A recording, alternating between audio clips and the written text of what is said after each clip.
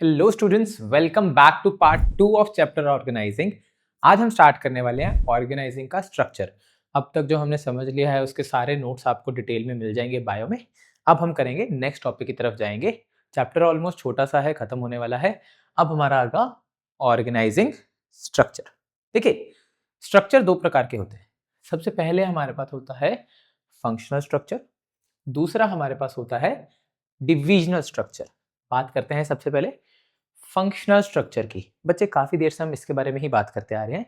Functional structure में दरअसल होता क्या है कि जो हम डिवीजन करते हैं ऑर्गेनाइजेशन की, उसको हम किस बेसिस पे करते हैं? डिवीजन करते हैं on the basis of functions. कि मान लीजिए मेरा एक एनुअल फंक्शन का एग्जांपल था, जिसमें हमारे एनुअल फंक्शन का एक मेन मैनेजर होगा जो पूरे एनुअल फंक्शन को देखेगा। उसने क्या किया, आगे फंक्शंस को डिवाइड कर दिया, decoration department, social media department, food department. मतलब करने वाला काम, मेन काम एक ही है, बट आगे उसके डिपार्टमेंट्स बांट दी हैं according to specialisation of functions. कि जो जो फंक्शन जैसे जैसे परफॉर्म किया जाएगा उस हिसाब से हमने एक डिपार्टमेंट रख दिया है। समझना बहुत ज़्यादा आसान है। इसको एक एक करके सबसे पहले इसके एडवांटेजेस और डिसएडवांटेजेस जानते हैं, फिर इनको याद करने का एक ईजी ढंग भी समझ लेंगे। चलिए, सबसे पहले advantages. Minimum duplication of effort, माने एफर्ट्स डुप्लीकेट नहीं होते हैं। देखो, सिंपल सी बात है, अगर मेरा डेकोरेशन का डिपार्टमेंट अलग है, फूड डिपार्टमेंट अलग है, दोनों अपना अपना काम करेंगे, दोनों को पता है उनके काम क्या है। ऑटोमेटिकली बीइंग अ मैनेजर मैंने ही उनको काम ऐसे दिए कि एक काम बार बार रिपीट ना हो, बिकॉज दोनों के डिपार्टमेंट्स ये अलग है, तो काम डुप्लीकेट नहीं होगा। Next comes managerial efficiency increase. देखिए, मैंने हर डिपार्टमेंट में एक एक हेड रखा होगा, क्या होगा, मैंने उसको एक रिस्पॉन्सिबिलिटी दी। जब मैंने उसको एक रिस्पॉन्सिबिलिटी दी, वो उसमें बेटर होता गया, उसने उसकी गलतियां देखी। मान लेते हैं मेरा सोशल मीडिया डिपार्टमेंट ही है, उसमें जब उसने देखा, उसने समझा रील्स कैसे काम करेंगी, रील्स एडिट कैसे काम करेंगे, मुझे किस हिसाब से स्पेसिफिक चीज को मैनेज करना है, तो उसकी मैनेजरल एफिशिएंसी बढ़ जाएगी। Training is facilitated. बच्चे, ट्रेनिंग देना बहुत ज्यादा आसान काम हो जाता है। देखो, मुश्किल बिल्कुल नहीं है ट्रेनिंग देना। अब मान लो मुझे खाने का जायका बढ़ाने की ट्रेनिंग देनी है, तो वो ट्रेनिंग मैं किसको दूंगा? ये दोनों डिपार्टमेंट्स को दूंगा, डेकोरेशन को दूंगा या सोशल मीडिया को दूंगा? नहीं ना, मैं किस डिपार्टमेंट को दूंगा? मैं दूंगा फूड डिपार्टमेंट को। तो मुझे सारे डिपार्टमेंट्स को ट्रेन नहीं करना पड़ रहा जो मुझे एक स्पेसिफिक चीज की ट्रेनिंग देनी है, मैं चुपचाप फूड डिपार्टमेंट को उसकी ट्रेनिंग दे दूंगा।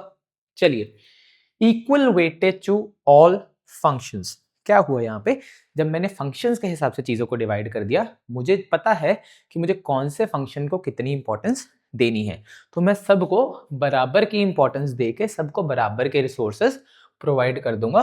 तो कोई भी डिपार्टमेंट वाला आके मैनेजर को बोलेगा नहीं कि यार आपने उसको ज्यादा दिया, मुझे कम दिया। तो जब फंक्शंस के हिसाब से सही डिवीजन करूंगा, तो हर डिपार्टमेंट को बराबर वेटेज मिल पाएगी।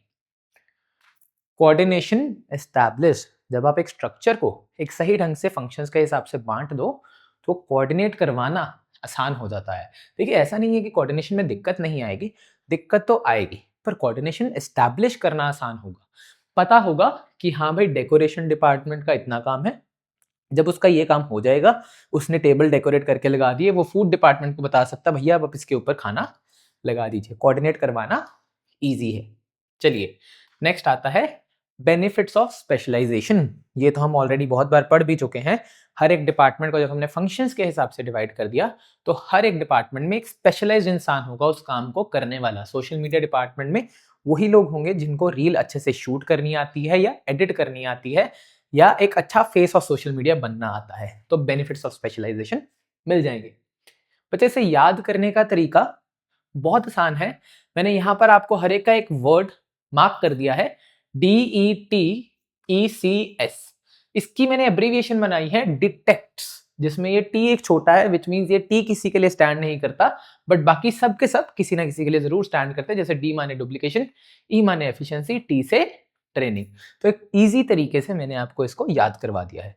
मूविंग टुवर्ड्स द डिसएडवांटेजेस, चलिए आगे करेंगे। Disadvantages of functional structure. दिक्कतें क्या क्या आती है जब आप फंक्शंस के हिसाब से डिवाइड करते हो? Ignorance of organisational objectives. क्या हुआ, अब यहाँ पे मैं एक सिंपल सी बात करता हूँ। हम मतलब मान के चलते हैं कि एक टास्क दिया गया है कि भैया 11 बजे तक खाना लगाना है, पर डेकोरेशन एक नंबर होनी चाहिए। अब डेकोरेशन डिपार्टमेंट कहती है मेरी सिरदर्दी तो डेकोरेशन की है, वो 10:55 तक डेकोरेट ही करी जा रही है, ये सोच के कि मुझे अपने डिपार्टमेंट का काम सबसे अच्छा करना है। पर एनुअल फंक्शन के लिए तो जरूरी था ना कि 11 बजे तक खाना लग जाए। अब यहाँ पे बिना फूड डिपार्टमेंट की गलती होते हुए भी डेकोरेशन डिपार्टमेंट में इतना वक्त ले लिया कि ना करते करते वो सिर्फ अपने गोल के बारे में सोचने लग पड़े, भूल गए कि एनुअल फंक्शंस को अच्छा करवाना था। तो बहुत बारी आप ऑर्गेनाइजेशन ऑब्जेक्टिव को भूलते हुए सिर्फ अपने इंडिविजुअल ऑब्जेक्टिव को फुलफिल करने पे ज्यादा ही डिटरमाइंड हो जाते हो। ठीक है जी, चलिए। Difficulty in inter departmental coordination. देखो, जब फंक्शंस मैनेजर सेटअप करता है, बहुत बारी ना आपस में कोऑर्डिनेट करना मुश्किल हो जाता है, क्योंकि वो सिर्फ अपने काम से मतलब रखते हैं और दूसरे से बात करना भूल ही जाते हैं। तो कोऑर्डिनेशन एस्टैब्लिश करना मुश्किल हो जाता है। कॉन्फ्लिक्ट ऑफ इंटरेस्ट, जैसे मैंने आपको एग्जांपल दिया यही वाला डेकोरेशन और फूड वाला, यहाँ पर क्या हुआ, एक कॉन्फ्लिक्ट ऑफ इंटरेस्ट आ गया। खाने वाला कहेगा भैया मेरे को तो खाना जल्दी लगाना है, क्योंकि जल्दी खाना लगेगा तो मैं अच्छे से काम कर पाऊंगा। डेकोरेशन वाला कहेगा मुझे तो तसल्ली से काम करना है भाई, मैं तो जल्दी नहीं करूंगा डेकोरेशन। क्या हुआ, आपस में दोनों के इंटरेस्ट डिफरेंट थे। फूड वाला सोच रहा था 11 बजे तक खाना सर्व करना है, मैं 10:30 तक लगा दूं। डेकोरेशन वाला सोच रहा था 11 बजे तक खाना सर्व करना है, मैं 10:45 तक तो डेकोरेशन ही कर लूंगा। क्या हुआ, आपस में मतभेद, कॉन्फ्लिक्ट ऑफ इंटरेस्ट आ गया। हर्डल इन कंप्लीट डेवलपमेंट, इस चक्कर में बहुत बारी पूरी तरीके से फर्म डेवलप ही नहीं कर पाती। बहुत बारी आपस में लड़ पड़ते हैं कि भैया आपने उसको रिसोर्सेज ज़्यादा दिए, मुझे कम दिए। इसे याद करने का तरीका ध्यान से समझेंगे। ओ माने ऑर्गेनाइजेशनल, आई से इंटर डिपार्टमेंटल, सी से कॉन्फ्लिक्ट्स, डी से डेवलपमेंट। OICD, ठीक है। ओए इंस्टा छोड़ दे, ठीक है। डिसएडवांटेज याद करने का सौखा तरीका फंक्शनल स्ट्रक्चर का, तुझे भी बोल रहा हूँ बेटा, ओए इंस्टा छोड़ दे, पढ़ ले। गिनती के कुछ दिन रह गए हैं पेपरों में, फिर बाद में पछताएगा। बाद में तो वैसे भी फिर पूरी जिंदगी इंस्टा चलाने लायक ही रह जाएगा, तो थोड़ा सा इंस्टा छोड़ के पढ़ ले, ठीक है। चलो नेक्स्ट करेंगे हम डिविजनल स्ट्रक्चर। अब जब हम बात करते हैं डिविजनल स्ट्रक्चर की, ये फंक्शनल स्ट्रक्चर से बहुत ज्यादा अलग है। मतलब इसमें जो डिवीजन है ना, अब ये होती है प्रोडक्ट्स के बेसिस पे। मान लो कि एक कंपनी है, वो 3 प्रोडक्ट्स में डील करती है, बॉक्सिंग ग्लव्स, रेजिस्टेंस बैंड्स और डंबल्स। यार गलती से ना, मैं थोड़ा जिम वाला हूं तो मेरा ध्यान इन्हीं चीजों पे रहता है, ठीक है। बॉक्सिंग ग्लव्स, रेजिस्टेंस बैंड और डंबल्स। चलो सिंपल सा तरीका समझते हैं। उन्होंने क्या किया, बॉक्सिंग ग्लव की एक टीम बनाई, उसके अंडर उसकी प्रोडक्शन होगी, उसकी मार्केटिंग भी उसके अंदर होगी, उसकी फाइनेंसिंग भी उतनी उसके अंदर ही होगी, ठीक है। सिमिलरली रेजिस्टेंस बैंड की प्रोडक्शन, फाइनेंसिंग, मार्केटिंग उसी डिपार्टमेंट के द्वारा होगी। डंबल्स की भी प्रोडक्शन, फाइनेंसिंग, मार्केटिंग एक ही के अंडर हो जाएगी। तो सबके मैनेजर 1, मैनेजर 2, मैनेजर 3 सारे कार्य को देखेंगे। प्रोडक्शन को भी देखेगा मैनेजर 1, फाइनेंसिंग को भी, डिपार्टमेंट को भी। सिमिलरली मैनेजर 2 और मैनेजर 3 भी हर चीज को देखेगा। अब बच्चे इसका वजह से फायदे क्या होते हैं और नुकसान क्या होते हैं सब समझ लेते हैं। सबसे पहले हमारा आता है एडवांटेजेस।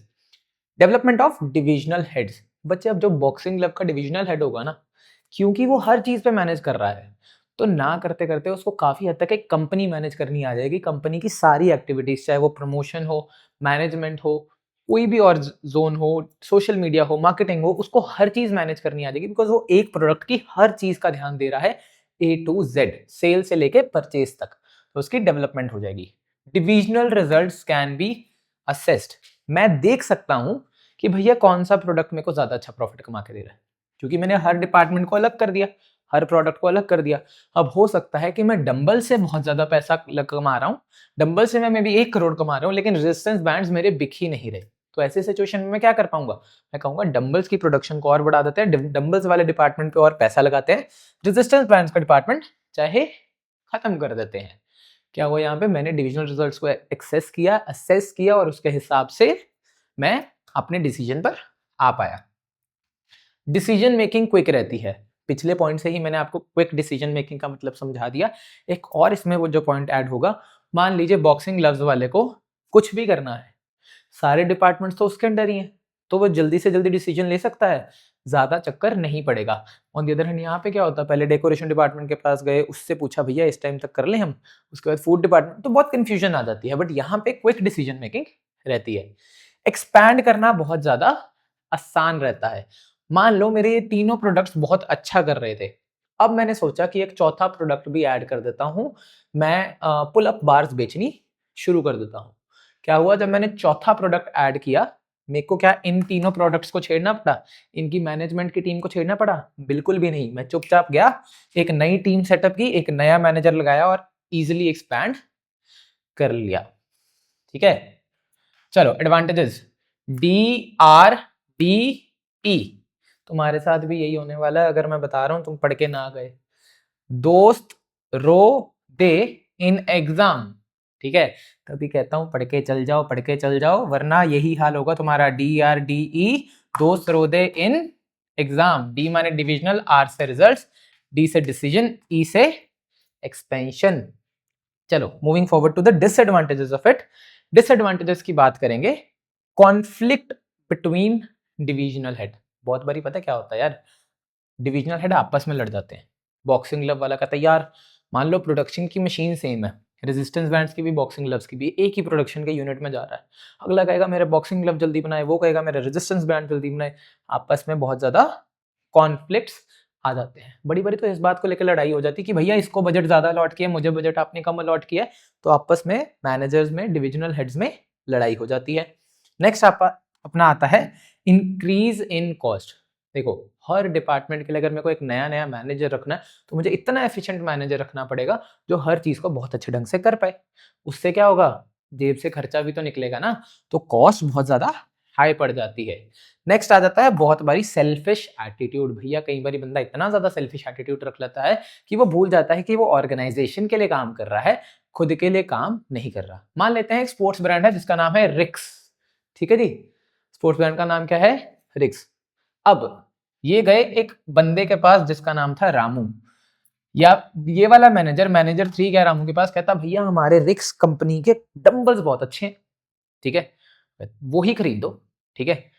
मान लो उसको दूसरे बंदे ने बोला भैया आपके रेजिस्टेंट बैंड बेचने वाला भी आया था हमारे पास, वो जाके क्या बोल देगा, ओ नहीं नहीं, रेजिस्टेंस बैंड्स तो हमारे इतनी अच्छी क्वालिटी के नहीं है, सबसे अच्छे तो हमारे डंबल्स ही हैं, सबसे ज्यादा सेल्स भी हमारे डंबल की निकलती है, जस्ट बिकॉज उसे अपने प्रोडक्ट को नंबर 1 पे लाना है। उसने क्या किया, अपनी ही कंपनी रिक्स को सैबोटाज कर दिया इस चक्कर में कि उसकी कंपनी के लिए नहीं, उसके प्रोडक्ट के लिए ग्रोथ बढ़ जाए। क्या हुआ, यहाँ पे वो अपना सेल्फिश एटीट्यूड ले आया। सिंपल सा तरीका याद करने का इन तीनों को, CCS, कस्टमर केयर सर्विस, ठीक है। C माने कॉन्फ्लिक्ट, C से कॉस्ट और S से सेल्फिश, तो याद रहेगा कस्टमर केयर सर्विस। बच्चे हम करने जा रहे हैं अपने लास्ट 2 टॉपिक्स, डेलीगेशन, डिसेंट्रलाइजेशन।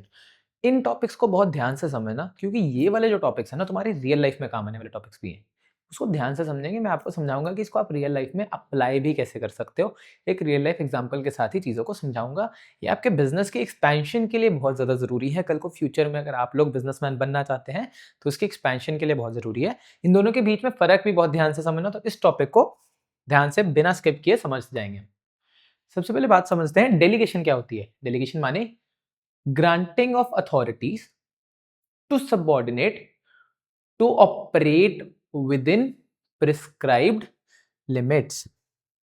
भैया मैं हूं टॉप लेवल मैनेजर, मैंने एक इंसान को एक स्पेसिफिक अथॉरिटी दे दी कि वो एक सर्टेन लिमिट के अंदर, प्रिस्क्राइब्ड लिमिट के अंदर काम को कर सकता है।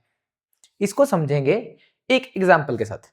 मान लेते हैं मैं हूं क्लास टीचर, क्लास टीचर ने क्या किया, डिसिप्लिन मेंटेन करने के लिए एक मॉनिटर रख लिया, उसको दे दी अथॉरिटी। अब जब आप एक मॉनिटर को रखते हो तो क्या होता है, मॉनिटर को रखने पे आपके पास अधिकार है कि भैया मॉनिटर के पास अधिकार है, वो चाहे तो किसी को थोड़ा बहुत डांट सकता है चुप कराने के लिए, ठीक है। उसके पास अधिकार है कि वो किसी का नाम लिख सकता है अगर कुछ गलत करे, पर क्या उसके पास इस चीज का राइट है कि कल को गलत करने पे वो उसको सस्पेंड कर दे? नहीं ना। उसकी सस्पेंशन या उसके खिलाफ कोई एक्शन लेना हो, उसके पेरेंट्स को कॉल करना हो, वो किसकी सिरदर्दी है, या फिर वो किसके हाथ में आता है, वो टीचर के हाथ में रहता है। तो क्या हुआ, एक प्रिस्क्राइब्ड लिमिट सेट कर दी मॉनिटर के ऊपर, भैया तेरा इतना काम है, मेरे काम को आसान करने के लिए मैंने तेरे को रख लिया है कि कल को मेरी एब्सेंस में अगर मैं नहीं हूं तो तूने देखना है क्लास में बिना बात का शोर शराबा ना हो, या फिर मैं कोई जरूरी काम कर रहा हूं। ये है डेलीगेशन। अब मैं आपको डिसेंट्रलाइजेशन साइड बाय साइड समझाऊंगा ताकि आप डेलीगेशन डिसेंट्रलाइजेशन में कंफ्यूज ना हो, ठीक है। डिसेंट्रलाइजेशन का क्या मतलब है? Systematic effort to delegate to lowest levels all authority except that which can be exercised at central points. अब मैं हूं एक ट्यूशन सेंटर रन करता, मैं चला रहा हूं एक ट्यूशन सेंटर। अब अगर मैं उस ट्यूशन सेंटर को चला रहा हूं, मैं एक टीचर हूं, मैं एज अ टीचर वहां पे बच्चों को पढ़ाता हूं। फिलहाल मैंने क्या किया, मैं अकाउंट्स भी पढ़ाता हूं, इकोनॉमिक्स भी पढ़ाता हूं, ठीक है, सब क्लास को मैं ही पढ़ाता हूं। अब मैंने क्या किया, एक इकोनॉमिक्स का रखा टीचर।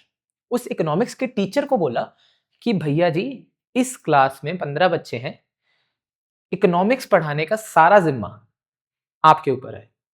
अब जब मैंने इकोनॉमिक्स पढ़ाने का सारा जिम्मा उनके ऊपर डाल दिया, तो अब मेरी इकोनॉमिक्स सब्जेक्ट की सिरदर्दी पूरे तरीके से खत्म। अब उस सब्जेक्ट को पढ़ाएंगी भी वो, अटेंडेंस का भी वही ध्यान देंगी, क्लास का जो डिसिप्लिन मेंटेन करके रखना है उसका भी वही ध्यान रखेंगी, ठीक है। पर ये बात याद रखनी है, ट्यूशन सेंटर मेरा ही रहेगा, ट्यूशन सेंटर का मेन हेड कौन रहेगा? मैं ही रहूंगा। तो कल को ट्यूशन सेंटर एक्सपैंड करना है मुझे, वहां पे एक और सब्जेक्ट पढ़ाना है, वो कौन डिसाइड करेगा? वो मैं डिसाइड करूंगा, वो इकोनॉमिक्स के टीचर डिसाइड नहीं करेंगे।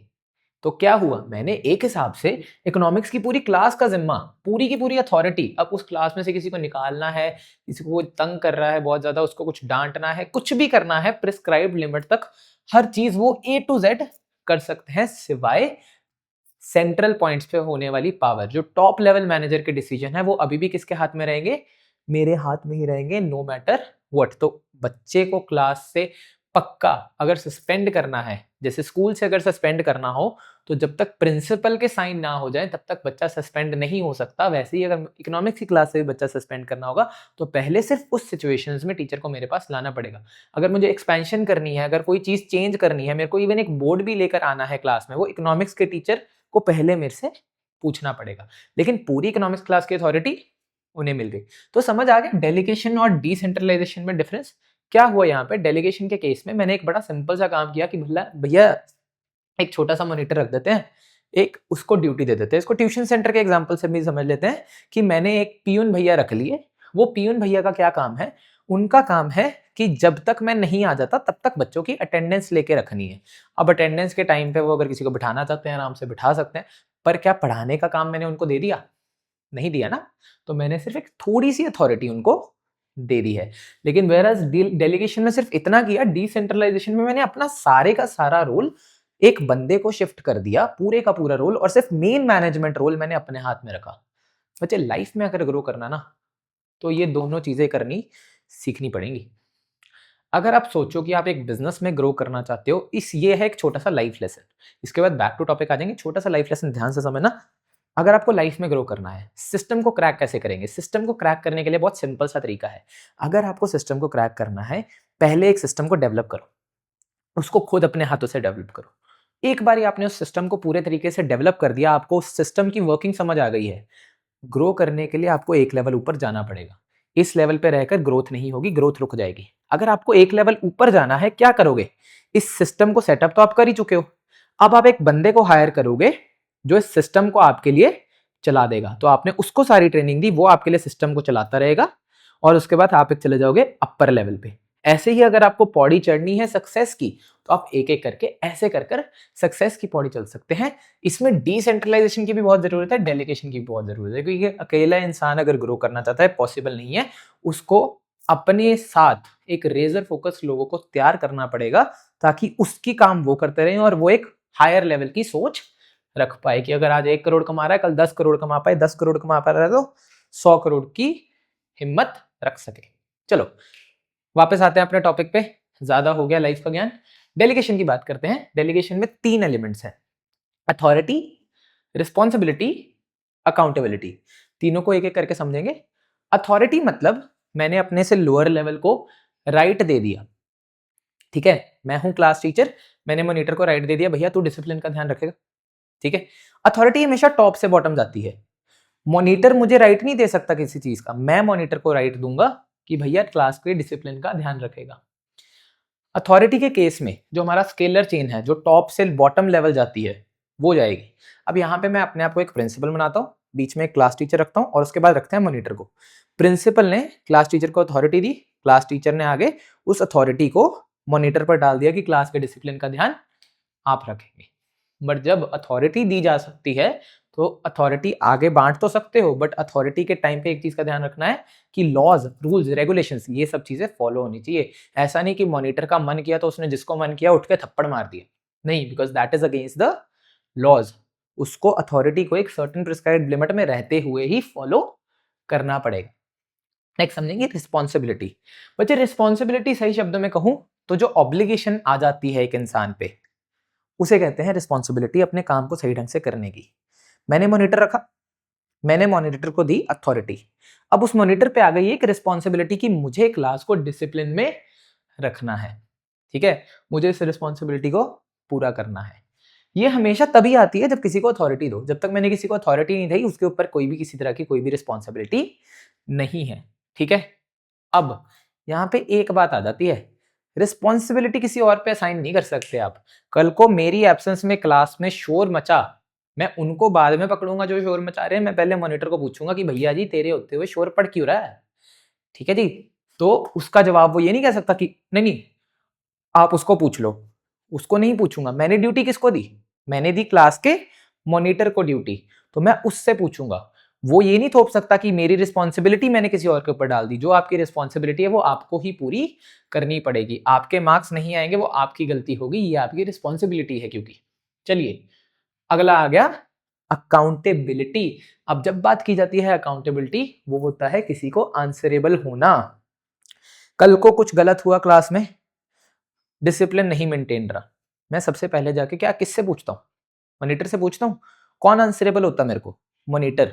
तो जो मॉनिटर का मेरे को आंसरेबल होना है, क्योंकि उसको एक रिस्पॉन्सिबिलिटी दी गई थी, उसके ऊपर अथॉरिटी डाली गई, उसको अथॉरिटी दी गई थी और उसको साथ में एक रिस्पॉन्सिबिलिटी लगाई गई थी, उसको मेरे को आंसरेबल होना पड़ेगा। ठीक है, तो जो आंसरेबल होना ये हमारी चीज है। ठीक है, किसी और को आप डेलीगेट नहीं कर सकते। आंसरेबल किसको होना पड़ेगा, मॉनिटर को ही होना पड़ेगा, और कोई आंसरेबल नहीं होगा। ठीक है जी, एंड उसके बाद रिस्पॉन्सिबिलिटी से ही अराइज होती है। मैं अपनी रिस्पॉन्सिबिलिटी किसी और पे डाल सकता हूं, बट अगर जिस पे रिस्पॉन्सिबिलिटी डली उसको अकाउंटेबल होना ही पड़ेगा। होपफुली आपको तीनों के बीच में फर्क समझ आया। बहुत धीरे छोटा छोटा फर्क है, बट उसको समझना बहुत ज्यादा जरूरी है। इंपॉर्टेंट समझते हैं। पहली चीज इफेक्टिव मैनेजमेंट। देखो बहुत बारी हो सकता है कि मैं क्लास में पूरा टाइम पे नहीं पहुंच सकता। ठीक है, एक क्लास से दूसरी क्लास शिफ्ट होने में टाइम लगेगा, बट उस सिनेरियो में क्या होगा, मैनेजमेंट को इफेक्टिव रखने के लिए मैंने किसी को एक छोटी सी ड्यूटी दे दी कि भैया मेरी एब्सेंस में आप काम करते रहो। उससे क्या होगा, मेरा मेन काम तो चलो मैं आगे कर ही लूंगा, पर जो मेरा साइड वाला छोटा मोटा काम है वो कोई और करके रखेगा, मेरा वक्त बच जाएगा, मैनेजमेंट और इफेक्टिव हो जाएगी, एम्प्लॉय की डेवलपमेंट होगी। तो छोटे होते क्या होता था, जब हमें मॉनिटर बनाते थे कितना अच्छा लगता था ना कि भैया मैं तो पूरी क्लास मैनेज करता हूँ। अगर गलती से मॉनिटर बना दिया, घर पे आके चीख चीख के बताते थे मम्मा मेरे को तो मॉनिटर बना दिया क्लास का। ठीक है, एम्प्लॉय डेवलप होता है। देखो उसको आप रिस्पॉन्सिबिलिटी दोगे, जिम्मेदारी उसके ऊपर डालोगे, उसको समझ आएगा कि हाँ भाई जो टीचर 30 बच्चों को मैनेज करता है, 5 मिनट के लिए भी उनको मैनेज करना कितना मुश्किल है। ठीक है, मोटिवेशन आती है, भैया मैं तो करके दिखाऊंगा। ठीक है, आज मेरे को मॉनिटर बनाया, हो सकता है कल मेरे को हाउस कैप्टन बना दे, हो सकता है कल मेरे को हेड बॉय बना दे स्कूल का। तो एक मोटिवेशन मिलती है कि हाँ भाई अगर मैं आज अपना काम अच्छे से करूंगा तो आगे का काम भी और बेटर तरीके से होगा। Next facilitation of growth. जब मैं ऐसी कोई काम, अपने छोटे छोटे काम ही किसी को दूं तो क्या होगा, उससे ग्रोथ फैसिलिटेट होगी। अब सोचो एक सिंपल सा एग्जांपल देता हूं, और मान लो मेरे पास 10 बच्चे पढ़ते हैं, मेरे को हर महीने की स्टार्टिंग में उनसे फीस मंगानी है। मैंने खुद वो काम करने की जगह क्या किया, पियून भैया को कह दिया भैया आपका काम है ये देखना कि हर बच्चे को फीस का रिमाइंडर जाना चाहिए। इस सिचुएशन में क्या हुआ बेटा, अब मेरा ध्यान फीस वाली तरफ से हट गया, मुझे सिर्फ पियून भैया से पूछना है कि भैया आपने फीस का रिमाइंडर दे दिया था, बस इतना सा काम। कहाँ पे मुझे 10 पेरेंट्स को कल्ले कल्ले को खुद मैसेज करना पड़ता था, कॉल करना पड़ता था, वो सारी चीजों की सिरदर्दी मेरे सिर से हट गई। अब मैं रादर देन ये टेंशन लेने की जगह कि फीस आई या नहीं, मैं बाकी बड़ी चीजों पर फोकस कर सकता हूँ और ग्रोथ की तरफ ध्यान दे सकता हूँ। Next basis of management hierarchy. ये मैंने आपको स्टार्टिंग में जब रियल लाइफ समझाया था ना कि मैनेजमेंट की हायरार्की ऐसे चलती है, एक को काम दिया खुद बड़े काम पे गए, दूसरे को काम दिया खुद बड़े काम पर गए, that is how it works. इस तरीके से कोऑर्डिनेशन भी बेटर हो जाती है। होपफुली ये टॉपिक समझ आया आपको। मूविंग ऑन टुवर्ड्स डिसेंट्रलाइजेशन, मतलब उसका बहुत अच्छे से समझा दिया गया था आपको। अब बात करेंगे उसकी इंपॉर्टेंस के बारे में। पहली importance, develops initiative among subordinates. देखो, जब मैंने इकोनॉमिक्स की क्लास पूरी एक टीचर के हाथ में थमा दी ना, अब वो इकोनॉमिक्स को कैसे पढ़ाते हैं वो उनके ऊपर है। तो वो नए नए इनिशिएटिव भी ले सकते हैं। हो सकता है वो एक फन तरीके से पढ़ाना शुरू कर दें।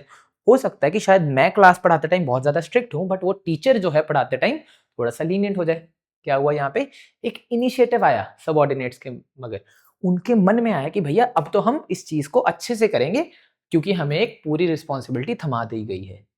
Develops managerial talent for future. जो मैंने इकोनॉमिक्स का टीचर पढ़ाया रखा है, उसको मैनेज करना आएगा, उसकी मैनेजमेंट स्किल्स और बेटर होंगी, और हो सकता है कोई बड़ी बात नहीं कि कल को फ्यूचर में जाके वो अपना खुद का एक एजुकेशन सेंटर भी खोल पाए। ठीक है, क्योंकि उनकी मैनेजरियल टैलेंट बढ़ जाएगा, उनको समझ आएगा बच्चों को मैनेज कैसे करना है। डिसीजन मेकिंग क्विक रहती है।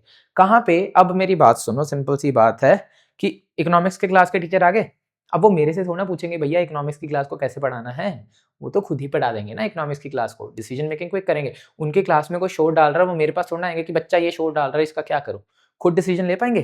तो ऐसी चीजों में डिसीजन मेकिंग जो है काफी ज्यादा क्विक रहती है। रिलीफ टू टॉप मैनेजमेंट, भैया मुझे थोड़ा सुकून मिल जाएगा। कहाँ पे मैं दिन में 2 घंटे, पहले 1 घंटा अकाउंट्स पढ़ाता था, फिर 1 घंटा इकोनॉमिक्स पढ़ाता था, अब मुझे मिल गया थोड़ा सा सुकून। अब शायद मैं सिर्फ कल अकाउंट्स पढ़ा लूँ, या फिर और बेटर क्या हो सकता है, मैंने अकाउंट्स का भी टीचर रख लिया, इकोनॉमिक्स का भी टीचर रख लिया, और खुद मैं सारे ऊपर के काम, सारे ग्रोथ वाले काम पर फोकस करने लग पड़ा, तो मुझे थोड़ा सा सुकून मिल जाएगा। ठीक है, फैसिलिटेट्स ग्रोथ। ऑलरेडी ये पॉइंट को, पिछले पॉइंट समझ गए हैं। जब मेरे को थोड़ा सुकून मिला तो मेरा ध्यान किसकी तरफ जाएगा, ग्रोथ की तरफ जाएगा, और मैं बेटर तरीके से ग्रोथ कर पाऊंगा। बेटर कंट्रोल, जो जो मेरी फर्म में दिक्कतें थी, जब मैंने अपने मेन काम जो मैं कर रहा था किसी और को दे दिए, अब मैं बड़े लेवल पे सोच पाऊंगा, कंट्रोल बेटर कर पाऊंगा। जहां पे मैं फैक्टर सोच रहा था, मे बी मैं एक्सपेंशन के बारे में सोच पाऊंगा कि भैया इतने अगर क्लास बढ़ गए, मेरे पास अभी भी इतना टाइम है, मे बी मैं इस सब्जेक्ट को ऐड कर देता हूँ, या इस सब्जेक्ट का टीचर ऐड कर देता हूँ। कंट्रोल जो है वो बेटर हो जाएगा। चलो बच्चे, इसी के साथ आपका चैप्टर 5 ऑर्गेनाइजिंग होता है खत्म। होपफुली आपको मजा आया होगा इस चैप्टर को समझने में। इस चैप्टर के अगर आपको डिटेल्ड नोट्स चाहिए तो वो आपको बायो में मिल जाएंगे। And for more do subscribe my channel. Thank you so much guys.